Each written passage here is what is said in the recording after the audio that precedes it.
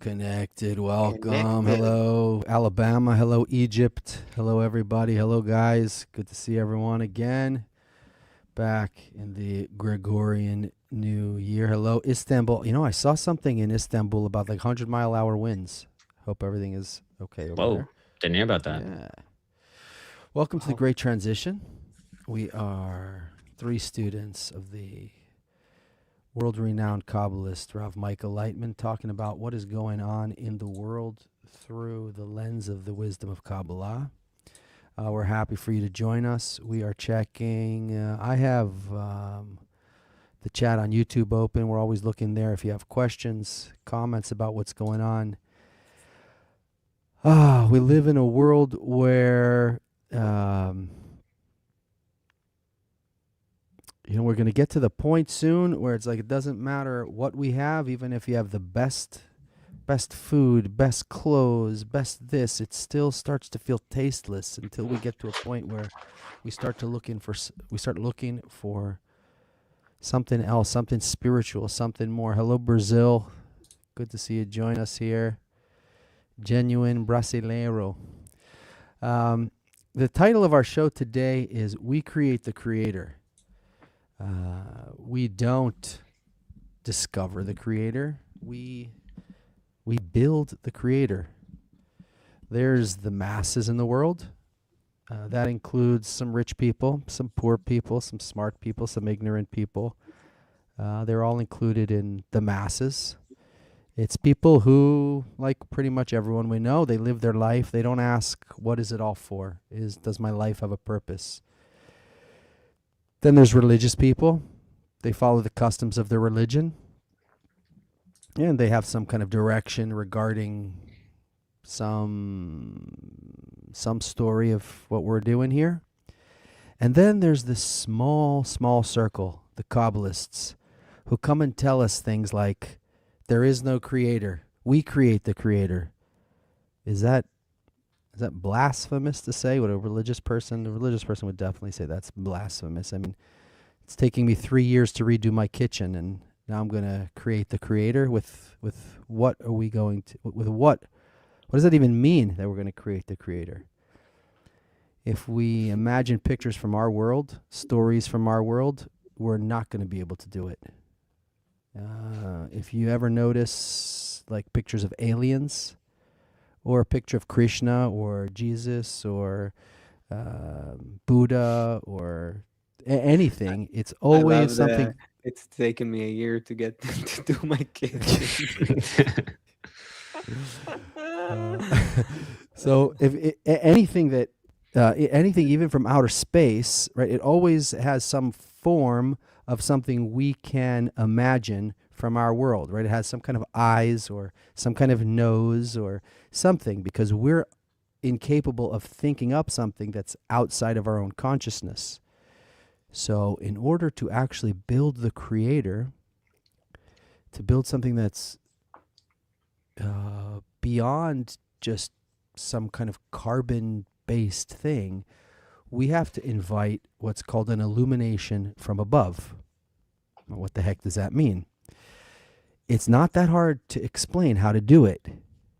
What is hard is to actually do it, because it keeps slipping through our fingers. Like, we live on land. Chris, you ever water ski? I don't think Asaf ever water skied, but What makes you say I've never water skied?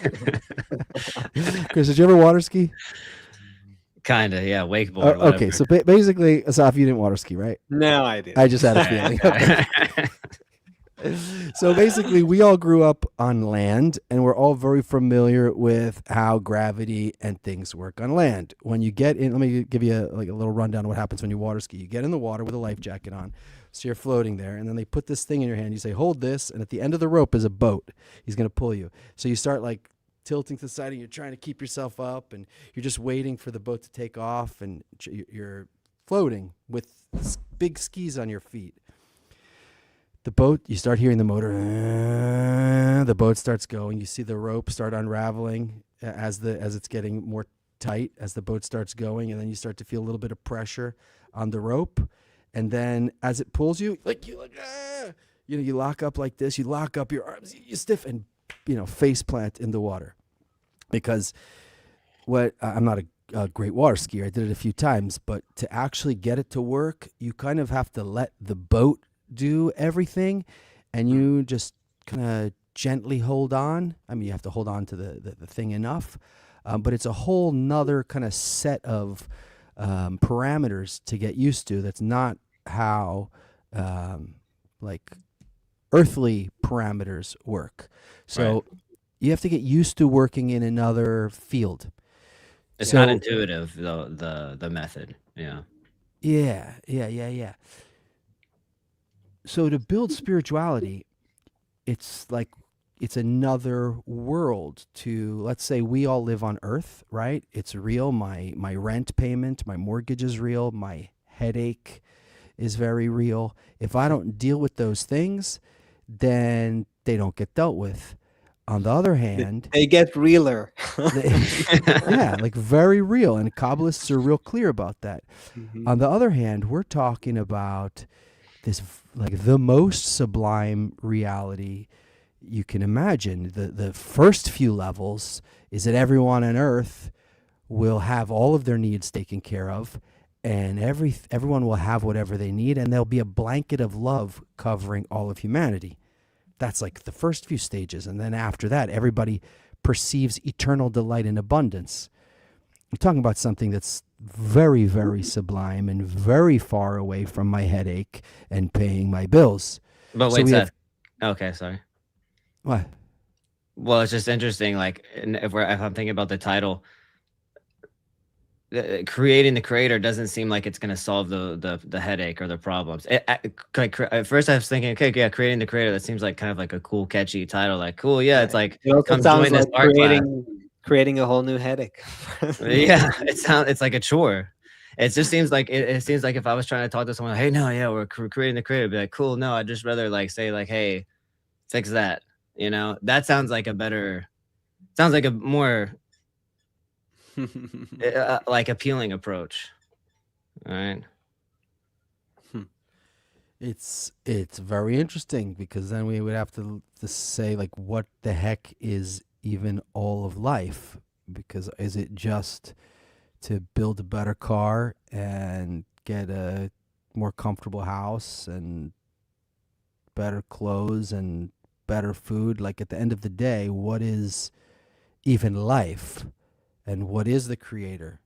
So okay, it's a fair question, but this would be a whole other episode, I think, to open it completely, unless you want to put some more complaints on the table, and we can No, that's let me ask you to hold that for a too minute. much already, huh? Okay.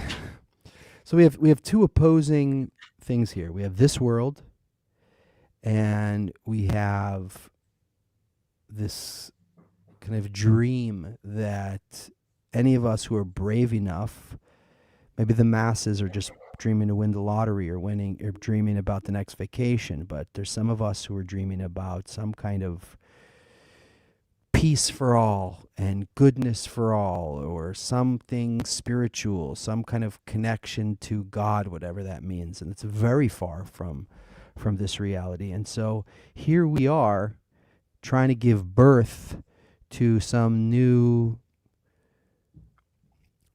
something between these two opposite poles. So we're gonna, to begin our exploration of this, we have a new feature on the Great Transition today. Everything, if we're doing anything right here, it's what we received from our teacher. If we're doing anything wrong here, you can blame it on us, and you can send an email to the complaints department. But if we say anything correct and anything good, that for sure we heard from someone who already is on the other side of the veil, and we learned it from there. And so what we want to do going into this new year here is start to bring actually clips of the Kabbalist, our teacher, here, expose you to that, and hear, I would say, directly from him. However, he's speaking in Hebrew, so Asaf dubbed the translation for us. Let's Actually our friend Zohar. Sounds like Zohar. Zohar does it. Okay, so let's do let's watch this clip of Rav, and then let's get into what does this blasphemous concept even mean, that we're going to create the creator, or as Chris speaking for the billions of people out there who, Yeah, you're welcome. who can't even get their kitchen redone, or like, or fix the doorknob, or whatever, whatever it is. Like, why do I want to be bothered creating a creator? I have enough on my plate already. So let's Yeah, get into the let's clip. do it. Okay.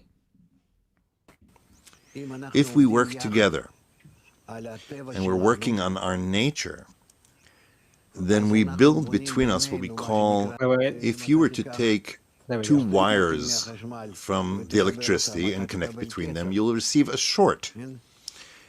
And because you cannot connect between plus and minus, they contradict one another. Hence, we need to place between us this labor, this load, a resistor.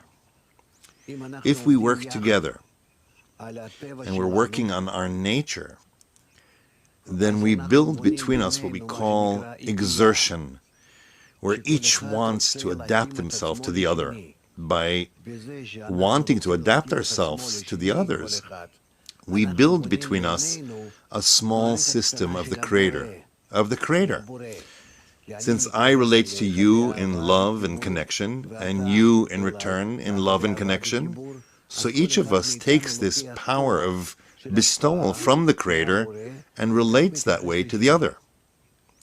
So we are building between us, between each of us, a small creator, a small system that is in connections of bonding, even connections of love we will see later. Hence, when we build such small systems between us, this is me and this is you, and we are building between us this system, I in bestowal towards you, you in bestowal towards me. Bestowal is the force of the Creator. We are building the Creator between us. This is called You Have Made Me. And then between each and every one, we build these passages, these transitions that are the essence of the Creator between us. And He connects between us. And then eventually, when we connect all of us this way, then you have made me. We create the Creator. And then it is revealed.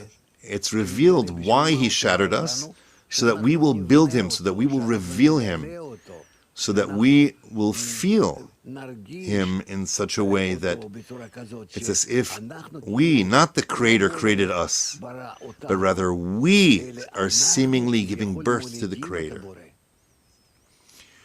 And this is how we reach equivalence of form with Him. We understand Him precisely, and Him us, and we're in adhesion with Him. Whoa, wait a second. I have to say Adhesion something. with Him is I the have to last say word that. there. It's a bit cut off. Yeah. The union with Him. Yeah. Listen, I changed my mind. First of all, if you're talking about religion or different methods and stuff, like you have like this. There's a different flavor to it. Watching or listening to something like that, I'm just thinking, wow, that is so cool. Like since when are you? It's like a totally different. Like you're really there's some like different strings are being played. So yeah, maybe it would bother me to like engage in something that isn't actually going to fix my headache. I'd just rather turn and just have it be fixed. And there's like someone who's in charge of me and managing all the forces in reality, and I'm a part of them and whatever. But I just can't be bothered. But then whenever you hear from just the words from from a Kabbalist, right? What else? There's no other way to explain it. That's a Kabbalist who has attained certain degrees of this contact, connection, engagement, dialogue with this upper force, and you can feel that it's just like, wow, it's cool. The way that that your teacher is able to explain spiritual things. That's awesome. Yeah. I can burst now into a bunch of different places. I like, for me, like hearing 2 minutes from our teacher is like yeah, it's like a ton of things we can get into now. So Seth, you better tame this direct. I'd like us to figure out how, at the end of the day, what it is. So to create the Creator. So what does that even mean? first of all. Mhm. Second Mhm. of all, in light of this world, so the creation of anything happens from this connection of two different things. So we talked about these two, something very earthly and something very sublime.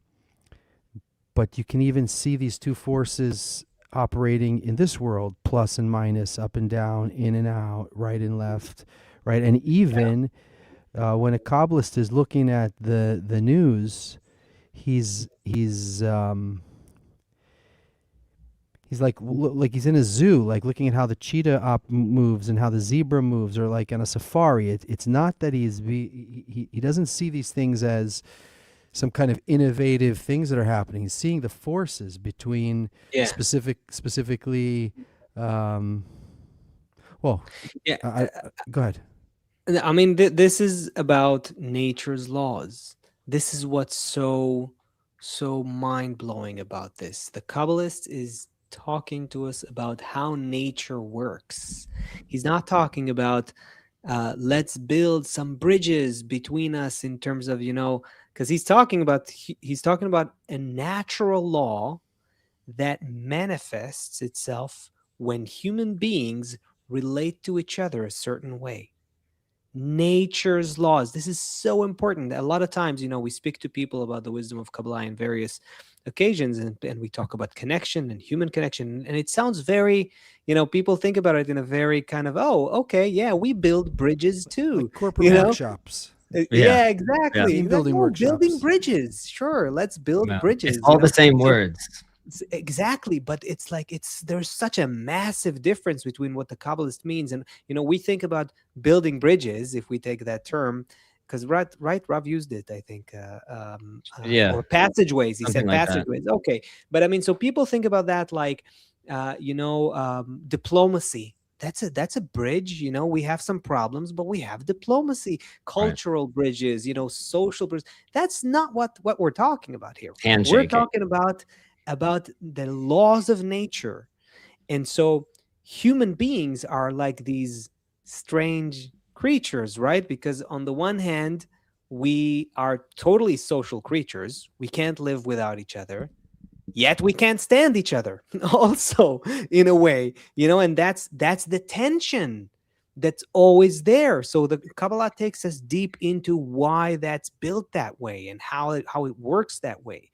On the one hand, we all have this force within us to be in societies, to join others, to be in groups, in communities. Show me a human being who lives alone, isolated. It's Yep. very, very And all the rare. science that backs If at up all, to health in survive. society and everything like that too. Like how healthy a person is how healthy physically, biologically they are connected to society. Not if I just want to interact and I want to be a part, but my biological health is also dependent on, to some extent, to the Right. society. And so that's on the one hand. On the other hand, so we have this draw, we have this force within us that pushes us to be together, to be with others or near others. On the other hand, we have these constant clashes and difficulties. The world is in the world looks like it's in chaos. Exactly. Because we can't manage that tension. Look at the example Rav just gave us. He said the spiritual work of the human being is like a resistor that regulates the load between the plus and the minus. So it's like, if you think about human beings, so each of us has these two opposite forces, and if we try to interact, then we either end with diplomacy, which is like an earthly way of like, not really connecting, not really killing each other. Let's just try to like, and the Kabbalist says, no, if you understand where that tension is coming from, you can, and you do the spiritual work, it acts like a resistor, and then you start. Not everyone revealing. understands these kind of circuits. Maybe just explain, for example, an incandescent light bulb or something. Give a simple explanation. Give a light bulb example. That'll be. Didn't Rob explain it in the? You give an example. Okay. You know what? Here's a good example. You know how an arch is built? I think that's Yeah. a nice Or example. lightning. Yeah. It's a really cool thing. Like when you look at an arch, like why does it not fall? Like why doesn't the keystone you call it, like why Yes. doesn't it just fall down? And that's because you have two opposite forces there. This is a physics thing, right? That's just physics that are working to create this, to keep that keystone, to keep it standing. How? Because gravity pushes downward on the one hand, but the stones are shaped like wedges. They're shaped in a certain way. That's why an arch is built like an arch, right? If it was a square thing, it wouldn't hold. So it's built in such a way where there's another force. Basically, the way they're shaped creates an outward pressure, and then the downward pressure with the outward pressure keeps the structure in place. So we're talking about creating a configuration of connection between human beings where we can feel these passageways, these hidden natural passageways between us that glue not just us, but keep together all of creation. That's what human beings can find. And that's what the Kabbalists are talking about. That's called creator. And why is it? It's we created the creator because it's built in such a way where only if we hold that tension in the right way, then we can feel that force gluing us together and becoming revealed between us. There's so much more to say it. Okay, but maybe that's not where you wanted to go. I see according No, to your it's face. it's exactly it's correct. We have two forces. Let's look at the world, for example. We have the current state of affairs, but we could probably go back to any of the world wars. Before that, humanity wasn't developed enough, and it was more tribal. But now we get to the point where really the world is kind of divided between, let's say, a more individualist or like private property, democracy, and on the other hand, communism or collectivism, or even though neither one of those is actually truly neither one of those is actually truly a pure example of either of those things, and that's also part of what we're talking about here is that but we have these two kind of forces. On the one hand, what's the purpose of 8 billion people if it's just if everyone is redundant and everyone should just be equal and everything should just be equal? Why do we need great singers and great scientists and athletes and this kind of people and that kind of people if we're all just one blob of people? On the other hand, even just that, even just that, what you just said there, even that I think is not obvious to people when you're talking about, for example, individualism versus collectivism. We think about these as human ideas, but they too are the manifestation of these two different opposites in nature. It goes throughout all of creation. It's plus and minus in the at the electrons and protons level. It's male and female all throughout nature. It's light and darkness. It's ebb and flow. It's everything. All our muscles always work with contraction and expansion. It's the in and out of everything in reality. You inhale, you exhale. And in human societies, it's this direction of for the individual or for the whole. And that creates what we think of as human ideologies of different forms of collectivism and individualism. That too is a manifestation of nature's laws. And we haven't learned as a human society how to balance these forces. That's why they're always fighting for all of human history. And in the last couple thousand years, they've been so intertwined and mingled that it's hard to even say where do you really have anywhere in the world true pure collectivism or pure individualism. Even the most who would you say is the most individualist country? United States, United States. right? Okay. And still there's social welfare and there's social institutions and there's public schools, and it's not really that it's like it's a flag, it's a banner that you hold and say individual freedom of the individual, but in reality everyone's completely interdependent. There's so much social systems. So I mean, everything, and the same with what you could call communism or socialism, there too people can still have a lot of individual preferences and pursuits and so forth. So it's become, because these two forces are clashing and mixing and mingling and dancing and fighting throughout all of creation. Laws of nature, that's what we're seeing. Let's look at That's why the Kabbalist sees the planet Earth as like a nature documentary kind if we of look show. at Yeah. spirituality, the creator, let's say, it's all one. The collective soul of Adam Harishon, it's all one. There's no such thing that one. You have a family, right? Let's say you have a family with a newborn, and a mom, and a 5-year-old, and the dad. Like, can you say that anyone is more important than the other one? Like, in this situation, everyone is equal. And so that's the ultimate goal, is that everyone will be taken care of and everyone will be equal. And so then you can say, sounds a lot like communism, right? However, clearly, Also, the communism word is communism, is it got such a bad reputation, for good rightly reason. so. More good people were reasons. killed, But because of it. but than we do say anything else. community everywhere, every online, offline, I join a community, I'm in a community of it's the same thing.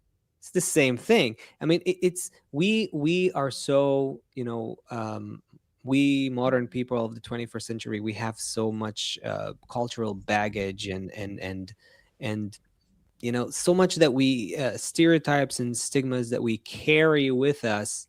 But we need to look at things beyond politics, beyond culture, beyond religion. We need to look at nature's laws.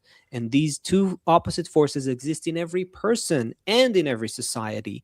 And there is no, true, it's not a fight between ideologies. It's forces of nature within us that we need to learn to work with and reconcile. And that's what Kabbalah is all about. But yeah, anyway, I think it's also important to distinguish on when you were talking. I was saying there's a difference. I feel there's a difference between how I interact with society, and that's kind of like then we slap all these names. Like if we interact this way, that's called communism. If we interact this way, capitalism, socialism.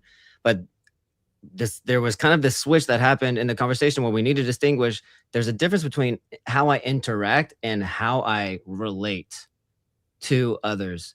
Interact it just feels very, very, very superficial, like contact, digital contact, physical contact. But how I relate, that's already, you have to mention that this is already, that's like spiritual realm, that you're already going into what do you think you're doing in this action? What do you expect to gain out of this action? This inner dialogue that you have with this like seemingly external force, that's called how I relate. What actually happens in the end, that's just the interaction. That's kind of this consequence. But what's the cause? What's like on this root level? How am I relating to this thing that's like has a body like me, but it's different?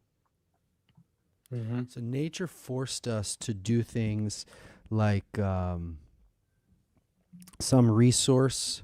Well, let's say even like the when Mesopotamia was discovered, right? Let's say humanity. Let's just paint in broad strokes and say humanity came out of Africa, eventually found the Fertile Crescent. So something happened and a lot of people moved there. So you have like nature pushing these different kind of like if you say each tribe had its own qualities. These ones came from here and they were smart at doing this, and these ones came from here and they were strong at doing this, and then because of nature they came together for this reason. Right. If you want to talk about colonialism, even when Europeans came to South America or something, you can look back and say, how could they do such a thing? But if you're at that time, it's the same natural force. We need what they have over there. And so we just, some inner compulsion moves us to go down there. It's only in retrospect that we can judge these things. But really, as a Kabbalist, if you're looking, what's that blue ball effect that the astronauts have? Blue Earth effect? The overview effect. Overview effect. So you look down on Earth and you see it as one. Sorry, you see it as one system. You see it as one system. You don't look at it as so personal. You don't look at all the details as something so personal. When we look now as a Kabbalist at the fighting between the different forces in the world, how many more hundreds of years, how many more world wars will it take till these things, until these things balance themselves out? On the one hand, that everyone will have everything they need and cooperate and work like a family. On the other hand, each one will maintain his individuality, right? This is what these two world views keep fighting over. And they're both right? We're both saying that they're both correct to have those feelings. Yeah, they're natural feelings. They're plus, they're minus, they're proton, they're electron. So the Kabbalist now, he's not waiting for the Third World War. I was counting how many world wars we already had. I was like, did we have a third one yet? He's not waiting for the world wars. He's not waiting for the next presidential election. He's not going out to protest in the street. He's not, hanging his hat that Greenpeace or some other, the United Nations is going to fix the problem. In ourselves, we can find all of these forces. And then when we start connecting with other people who are doing this as well, we find all of these battles inside of ourselves, and we can go through the evolution of humanity, what would take on the outside 500 years for the countries to go through this, and then they invent electric cars, and then everything's going to be solar, and then this country's going to play out the next 100 years without spiritual development, right? This country's going to invade that one. Just run the timeline, scrub through the timeline of all the things that are going to happen. Right, we're going to colonize Mars, then this is going to happen, then that, then they're going to start fighting on Mars, right? Instead, you can start playing out all of the processes in our inner vessels and actually speed up time and give birth to.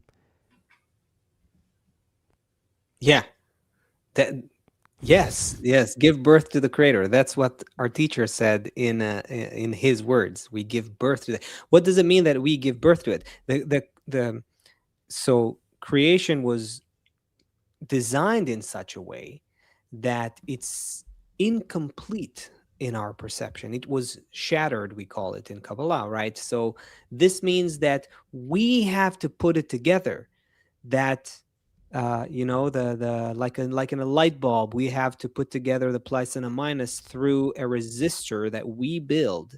And when we build it, we find the Creator, but we have to hold it. So again, if you go back to the arch example, or if you go to the resistor example, or if you get to, we have to hold the tension. This is also why nothing's going to work if we're going to just try to eliminate one side or the other. Because that's not, it's, first of all, it's impossible. Secondly, that's not what they're intended for. The oppositeness, the tension that exists between opposites in reality is there for a reason. So what am I supposed to do about it? So it doesn't actually need to even manifest. Okay. Is that what you're saying? Is that what you're saying, Seth? Yeah. Wait, Seth, what were you saying before you got a phone call? Okay, whatever. I was saying that. What were you saying? That's important. Wholeness isn't the absence of tension, is what I'm trying to say. It's finding the Creator right in the middle of that balanced tension. It's like any strong relationship is not one that never fights. It's one that uses the friction of disagreement to build something higher than what each individual can, right? So peace, wholeness are not flat ideas. They're we discover peace in the tension. In the completion is in the tension. The So that was my wholeness is in the question. My tension. question is, what are we supposed to do? Because when the tension comes, Hmm. Oh, most people, unless you're David Goggins or so most some people go to freak, war. That's why. or By the you way, want to get out of it. You're trying to calm down. You're trying to figure out a way. You're also helpless against that, though. by the way, it's funny. Seth said earlier he was trying to count how many world wars. That's another funny collective, collective culture, global culture kind of thing that we There's only call been it. 2. There's only 2 wars. If you look right now, I think there's up to 100, 120, 130 violent conflicts in the world now. We just know about 5 of them from the news, Right. whatever is good for the agenda of the news to show us, but and to speak of. But there's over 100 right now. So you could say the world is in a world war right now. And war never stopped. War is if you go back to the words of Bala Sulam, the great Kabbalist, he says that these 2 opposites in creation, they're in perpetual war until they come to their ultimate wholeness, ultimate completion. So, and Kabbalists don't hide that. Every human being, just by being a human being, you are also at war with yourself. The difference is that it'll go to violent war and horrible life on earth if we don't do the spiritual work, which is managing the tension, regulating the tension. Right. So we like need the to get resistor. used to. Yeah. Right. So the example of the incandescent light bulb for anyone who was born after 1990, Post I light guess. bulbs era. No, there's still light bulbs, right? Everything's LED now. Everything's LED lights. So what you had before was you had a positive and a negative, and if they touched, you get what's like a short circuit. And we actually be amazing to talk about electricity and light some point, and time. There's so many amazing. I mean, our teacher Rav Lightman gave so many examples, if you think about it, over the years of electricity and physics, and just because you can, from a Kabbalistic point of view, you can see the same laws of nature that apply on the still level. You can see them manifest on the vegetative level, on the animate level, and on the human level. At the end of the day, it's the same laws of nature. There's only one system of nature that we are in. Yeah, it's beautiful. So you have a force, you have electrons moving through a wire, let's say a copper wire. They're pushing each other. And if you cut it and put something in between that blocks it from going through, but you let it through, I wish we could draw here, but you have a line that goes across, you cut it in the middle, and that's where you put this filament. And the filament on purpose tries to slow down the electricity. If it tries to slow it down too much, you won't get light. If it doesn't do a good enough job, the electricity will jump across and just burn it out. But if you can put the right amount of resistance between the force going across, then it starts to glow. Yeah. This is what we're talking about on the inside. So now if we can start giving birth, if anyone has ever experienced birth. Can't say I have. Yeah, it's funny. The doorknob. I mean, what do you mean? Giving birth. If you, for half of our audience who experienced it, they know, and for the other half, look it up on YouTube. It's a serious event, and yeah. So, all right. To create something is a lot of pressure and a lot of forces. So when we feel a lot of pressure in our life and a lot of forces in our life, our instinct is like, get me the hell out of here. Like, give me something to smoke, give me something to drink, give me anything to give me Netflix, something, right, to make this stop. But that's the same thing with war, by the way. That's that same that same like built up stress or energy that you have to have. If A doesn't come to my rescue right now, if I don't win the lotto, if the doctor doesn't give me a different diagnosis, right, these things that mitigate all of that thing. It's the same thing with war. It's like I have to do something. You're like, but what, how many wars do you have to go through? You're not, this is where you're trying to get to, but there's no one's giving them another option. The only option is just to like shake until I feel like I have no other move. And the only move is usually, I feel like I have to go kill that guy now. He's not doing what I need. And we can't speak to the masses because they're not even interested in the answer. And we can't really speak to the religious people because they have all their customs, which they rely on, and all their, their things. But there is a group of people who needs to know the answers. And I think that's who's probably here right now. Those are the people who somehow the books of the Kabbalists appear for them and start to explain to them the laws of nature, that these forces, just like in this world, there's night and day, and there's plus and minus, and there's dark and light. It's the same thing that's happening inside of us. And if we can work with that, the same way that we gave the example of the light bulb, you can start to illuminate something else. And that's what we would call the revelation of the Creator. It's not this force, and it's not that force. It's not either of the two forces that are warring inside of us. But if we learn how to build that correct screen, that correct resistor between the two, then what illuminates is a new perception. Guys, are there any questions or anything? It's so fascinating always to have Australia, Ghana, Western Africa here, Australia, Brazil, all over the U.S., Canada. We love seeing you all here. Netherlands, Egypt. Do we have any questions? Who's this? Claire Jansen? Sophie muted. Yeah, I think I saw at least 2 questions that maybe we could quickly answer. So one is this.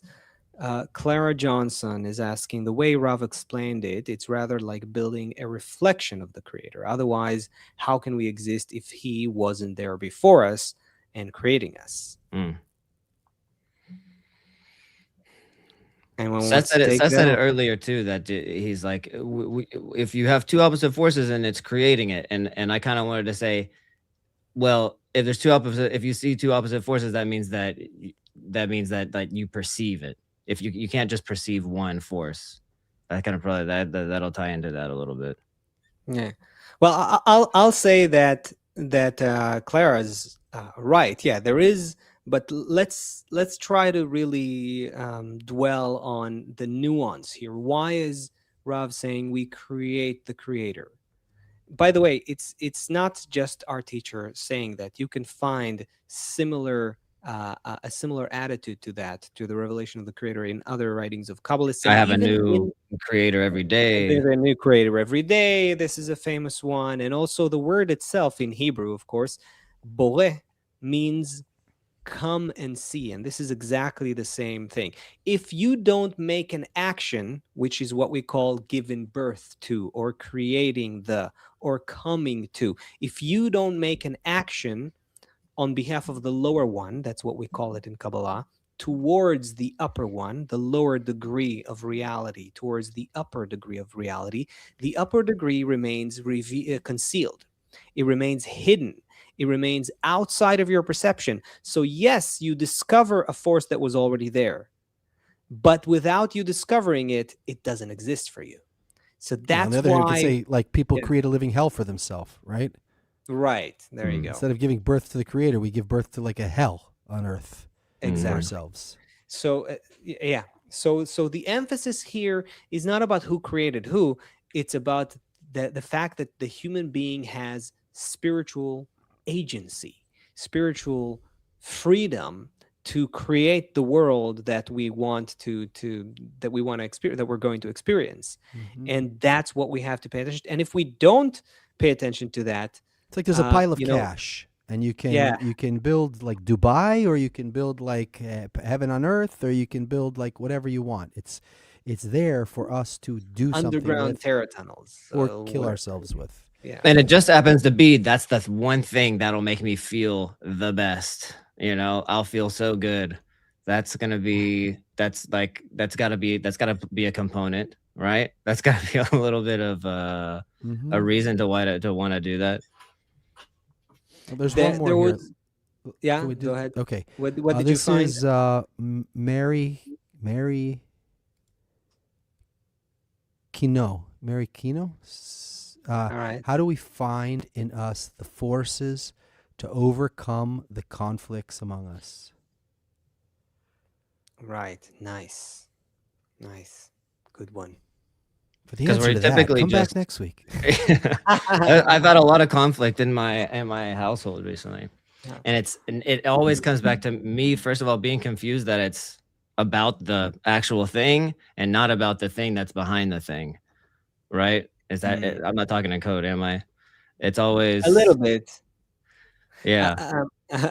No, but I get what you're saying. I'll add that our teacher's teacher, the Rabash, is the one who really wrote extensively about it, and he explains it's exactly right what Mary is feeling. I mean, that's exactly the situation. When you feel those opposite forces between you and yourself, you and the creator, even you and others, you might feel helpless, but you still feel it. You have a tiny little force in you that wants to overcome that conflict and to regulate the tension and to build the creator and all of that. There is a little force in you. Now, our teacher's teacher wrote, his whole teaching was about how to take that little tiny force that you have in you and inspire it, make it greater with all the other tiny forces that exist in other people who have a similar desire, what we call this point in the heart, that seeker point, that point that looks for the creator. If you have an awakened point within you, that tiny little thing, and it is tiny, you're right. If you manage to be impressed by the tiny points of the others and actually see them as a great influence over you, it's amplified. You start working not with your own strength, which is tiny, but with the strength of the whole, of the collective. And that's that. In other words, just like we need each other in corporeality to live, look at humanity. No one lives in isolation. The same rule, the same law of nature applies on the spiritual level. We're all a collective soul. We need each other spiritually.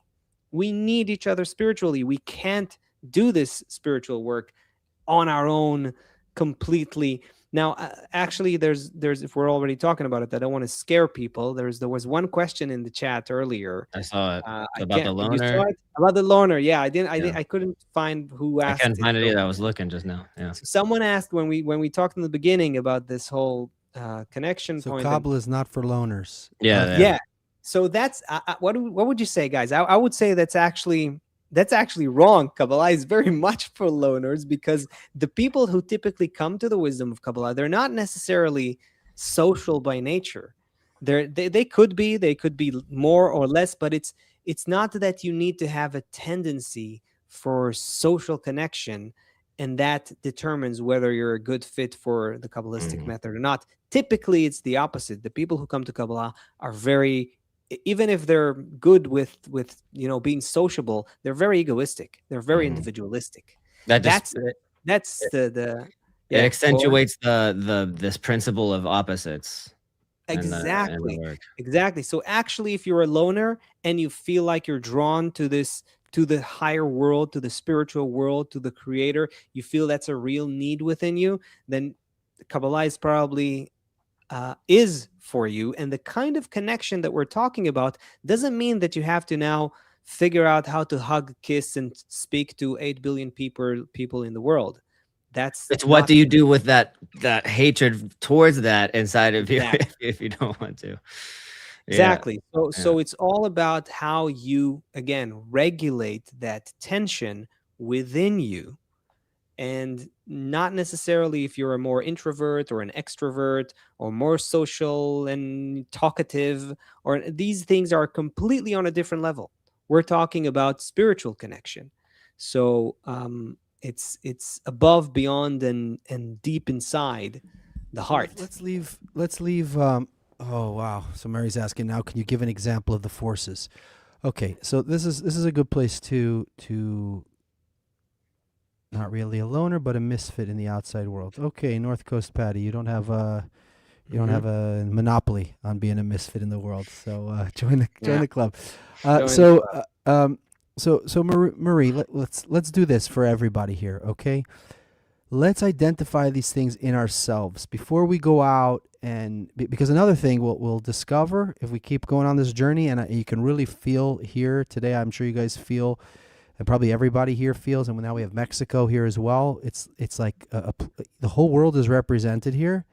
It's like a mini Babylon all over again, Yeah, a great. mini global microcosm here. There's a lot of inner work happening here already. So we're not going to run outside and try and, do something out there in the world with everyone. Let's first, Mary, identify the forces within us. On the one hand, we want this sublime goal. On the other hand, I just want to be left alone, and look at the war inside of ourselves, and try and identify the different forces. These two forces inside myself. One that it just wants to take care of myself at all times, and the other one that's trying to this other taste of sublimity that's coming to me from somewhere, and see how I can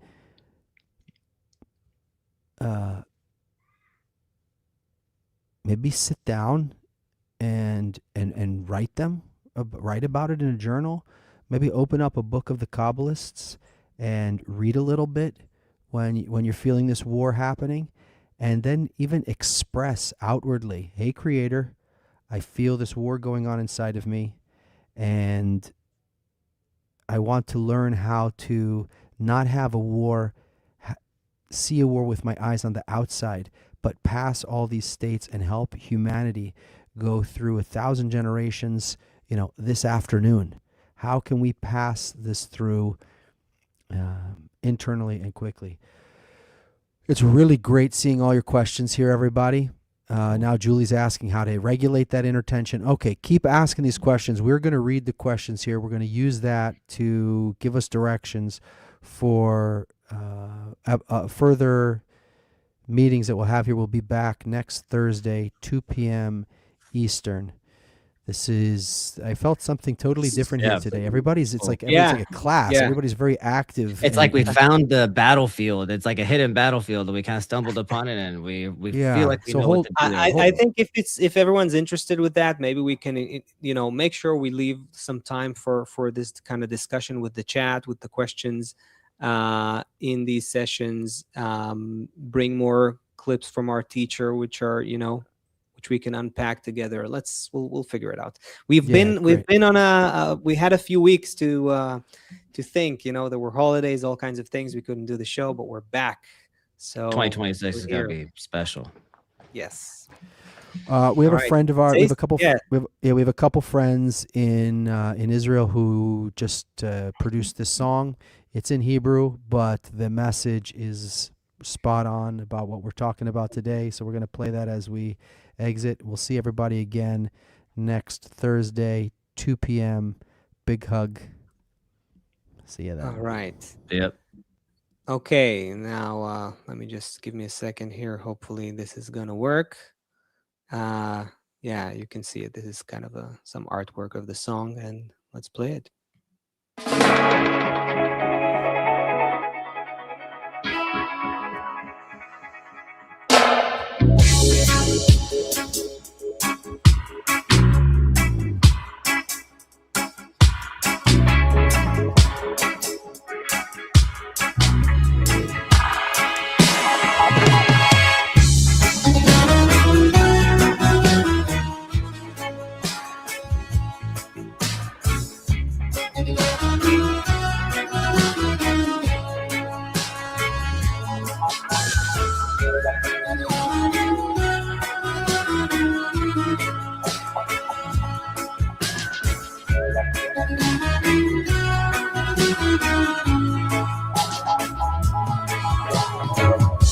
טיפה של צמאון, גאון חנוק מאהבה, צעקה ללא אוויר, מילים כלואות בגאווה, צף אלי ההיגיון, מחזיק בשבר הספינה, והגלים חולפים, אך לא המנגינה.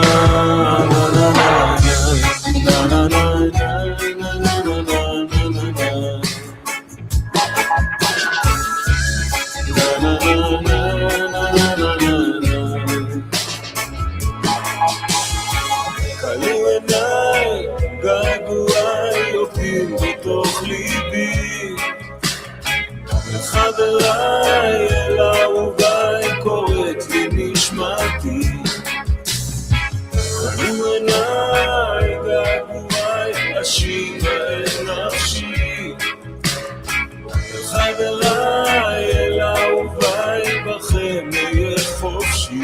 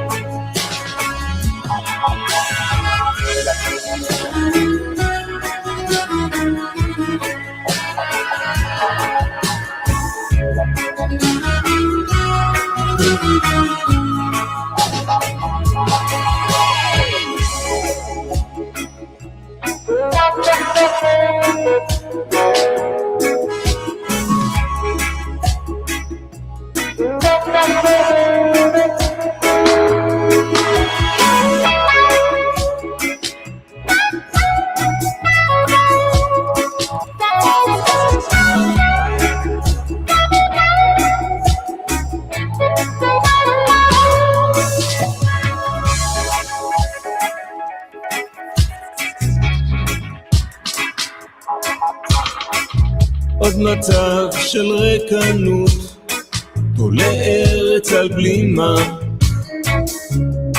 תוהה על השפלות, חבק את הדממה, שט על אהבת אחים, הלב עטוף באמונה, ומעל כל הפשעים עולה שוב מנגינה. כלו עיניי, געגועי עוקדים בתוך ליבי, חבריי אל אהוביי קוראת לי נשמתי. כלו עיניי, געגועי אשיבה את נפשי,